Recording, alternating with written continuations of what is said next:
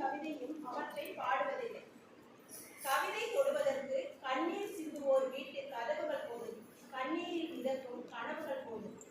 யாரையும் தழுவாத பகல், யார் துயரமும் கண்டு ஒரு சொட்டு கண்ணீர் விடாத இரவு இருக்குமெனில் எந்த கவிதையும் அவற்றை பாடுவதில்லை. கவிதை தழுவிக்கொள்ள உடைந்த உள்ளத்தோடு தவிக்கும் ஒரு ஏழை மனிதன் போதும். கவிதை உரையாட அனுபவம் பழுத்த ஒரு ஞானியின் காலடி போதும். யாரையும் மன்னிக்க தெரியாத அறம், யாரையும் எரிக்கும் சீற்றம் இருக்குமெனில் எந்த கவிதையும் அவற்றை பாடுவதில்லை.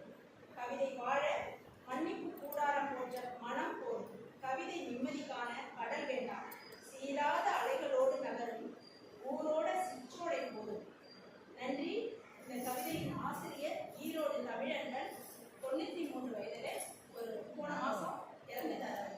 அவருடைய ஒரு 8 வருஷத்துக்கு முன்னாடி நான் ஸ்டாப் பண்ணிட்டேன், இந்த விஷயத்தை செய்யக்கூடாதுன்னு. இவங்க இங்கே இந்த மோட்டிவேஷன் கொடுக்கும்போது அது திருப்பியாக நான் ட்ரை பண்ணக்கூடாது அப்படின்னு சொல்லிட்டு ஒரு மோட்டிவ் பண்ணுதான். அதனால் அவங்களுக்காக நான் ஒரு சின்ன கவிதை.